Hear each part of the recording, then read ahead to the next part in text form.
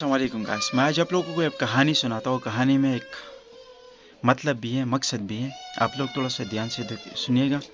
ایک دفعہ نا رعایا نے جو ہے بادشاہ داؤد کو شکایت کی کہ ٹانگے والے نے نا کرایہ بڑھا دیا، تو آپ پلیز انکوائری کیجیے گا۔ تو انہوں نے سادہ لباس پہن کے آ گیا باہر روڈ پہ، اور ٹانگے والے کو بولا کہ پلا جگہ تھا کتنے پیسے لوگے؟ تو ٹانگے والے نے بولا کہ ریٹ تو بہت زیادہ ہو چکے ہیں، پر آپ دے دے پیسے۔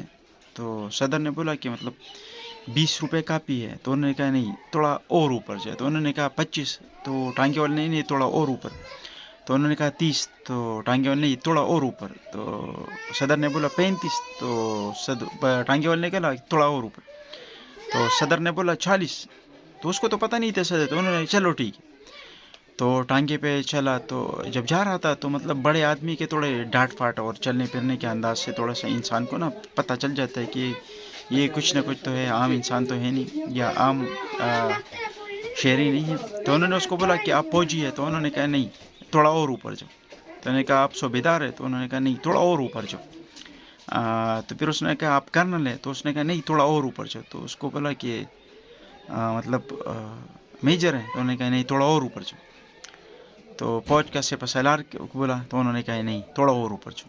تو انہوں نے بولا وزیر ہوں؟ تو انہوں نے کہا نہیں، تھوڑا اور اوپر جاؤ۔ تو بولا پھر تو بادشاہی ہے؟ تو کسی نے کہا ہاں میں بادشاہی ہوں۔ تو ٹانگے والا ڈر گیا۔ ڈر کے ہمارے اس نے بتایا یار اب میرے ساتھ تو پانگا ہو گیا بادشاہ کے ساتھ، اب تو میرا خیر نہیں۔ تو انہوں نے بادشاہ کو بولا اب میرے ساتھ کیا کرو گے؟ تو بادشاہ نے بولا آپ بولو۔ تو انہوں نے کہا مجھے سزا دو گے؟ تو انہوں نے کہا نہیں، تھوڑا اور اوپر جاؤ۔ تو کہا جرمانہ کرو گے؟ تو انہوں نے کہا نہیں، تھوڑا اور اوپر جاؤ۔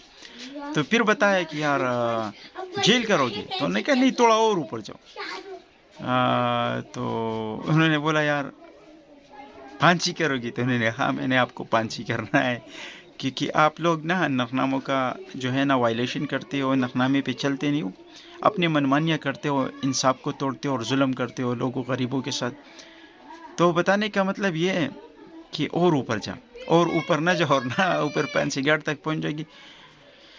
تو ہمارا تو شیبہ شریف ہے، جو نہ ہی ہے نہ شی ہے، نہ لالا ہے نہ بابا ہے نہ ماما ہے، ٹھیک ہے، کچھ بھی نہیں ہے، بس ویسے کدو کریلا بنائے ہوئے پوری پاکستان کو لڑکا رہا ہے۔ اور ابھی تو یہ دوسرا آ چکا ہے، یہ جو پختون ہے، یہ تو پختون نہیں، پتہ نہیں کسی کنجر کا بچہ ہے، کچھ بھی نہیں ہے، پورا پاکستان کو انہوں نے بیچ دیا ہے، اور بس کچھ بھی نہیں ہے۔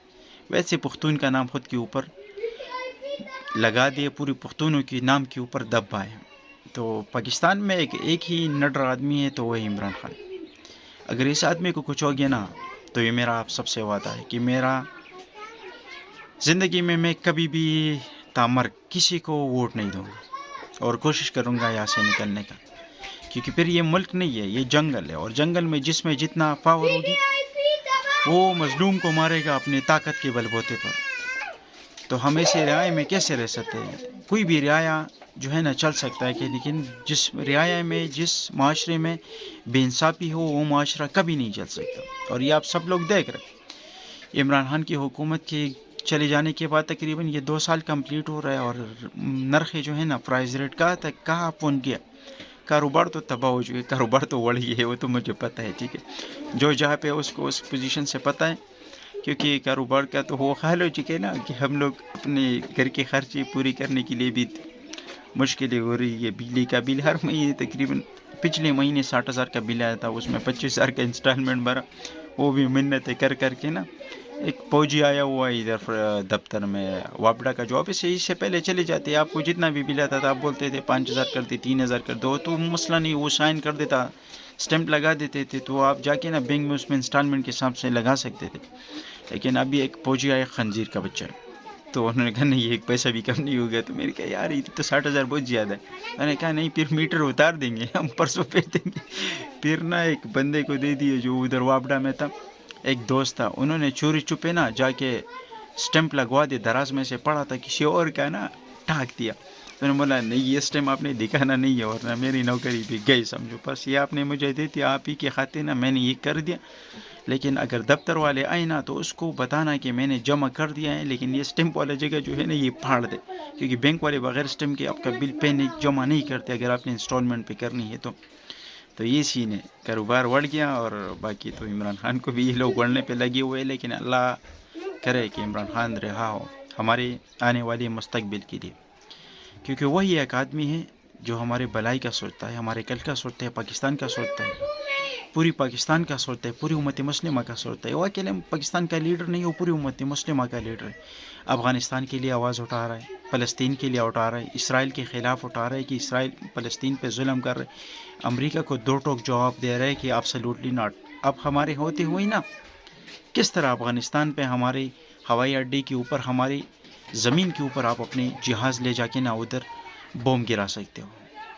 اس کے بعد انہوں نے عمران خان کی حکومت گرائی کچھ غداروں کی وجہ سے۔ ایک مولانا فضل الرحمان ہے، یہ آدمی مجھے نا پتہ نہیں، شاید آپ میں سے کوئی JOI کا سپورٹر ہوگا جو مجھے سن رہا ہوگا نا، اگر مجھے کسی سے نفرت ہے نا پاکستانی پولیٹیشین سے، تو اس میں سب سے زیادہ جو مجھے نفرت ہے نا وہ پرویز، یہ جو کیا نام ہے، مولانا فضل الرحمان سے، مولانا فضل الرحمان سے، کیونکہ یہ آدمی جہاد کے نام پہ پورا افغانستان کو انہوں نے تباہ برباد کر دیا، اور پاکستان کو نا اسلام پہ نام پہ نا لڑوا رہا ہے۔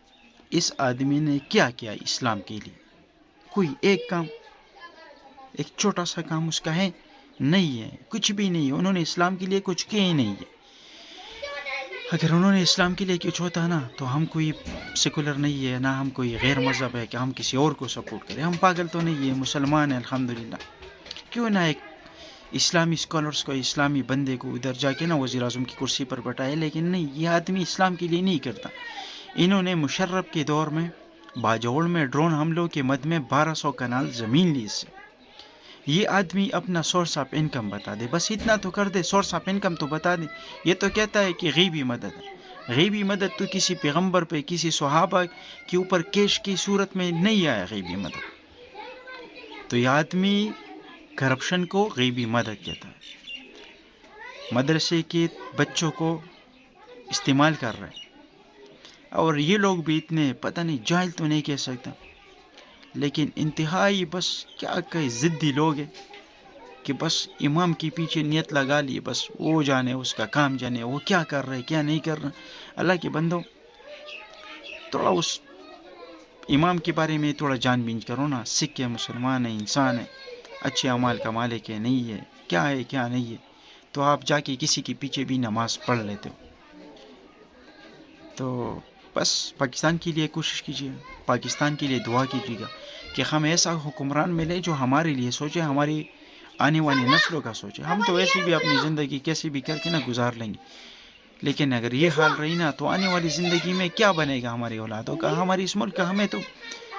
ہم نے آزادی اس لیے تو حاصل نہیں کی کہ ہم ادھر آ کے نا امریکہ کی دوبارہ غلامی کریں گے اور ان کے سامنے نا دم ہلاتے رہیں گے۔ ہم دم ہلانے والے نہیں ہیں۔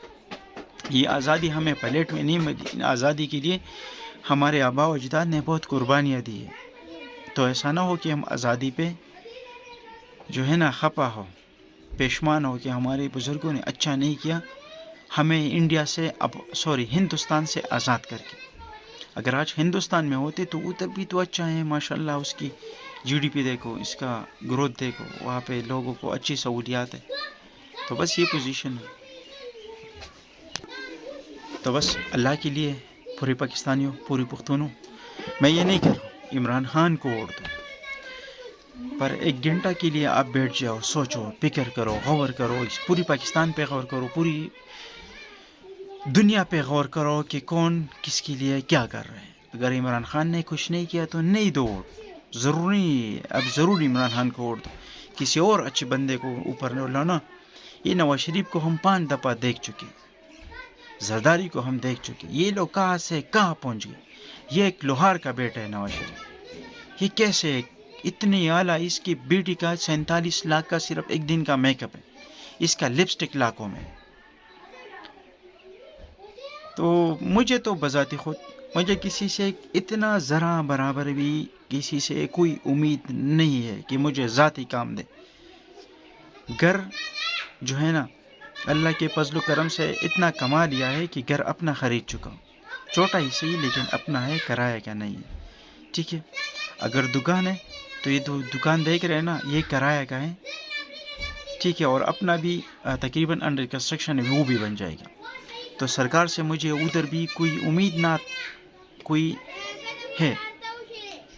راستہ جو ہے نا سرکاری راستے بنے بنائے راستے، ٹھیک ہے، ادھر بھی کوئی کسی سے کوئی امید نہیں ہے.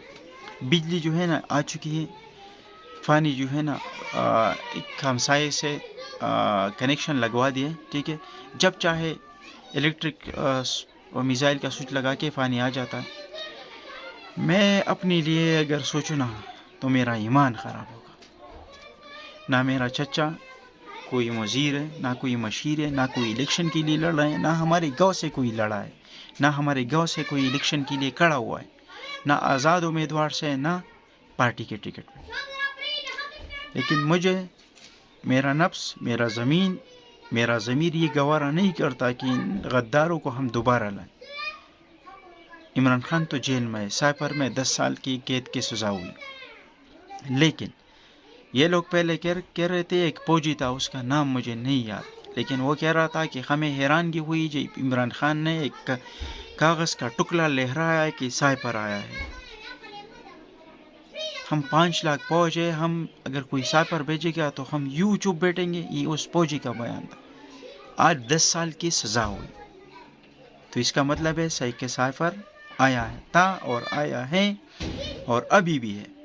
اور اس سائپر کے بعد عمران خان کی حکومت گرائے گی. اور یہ جو چوروں کا ٹولہ ہے نا، یہ ٹولہ تب سے مسلط ہوا ہے اور وہ پاکستان کا ستیہ ناش کر دیا.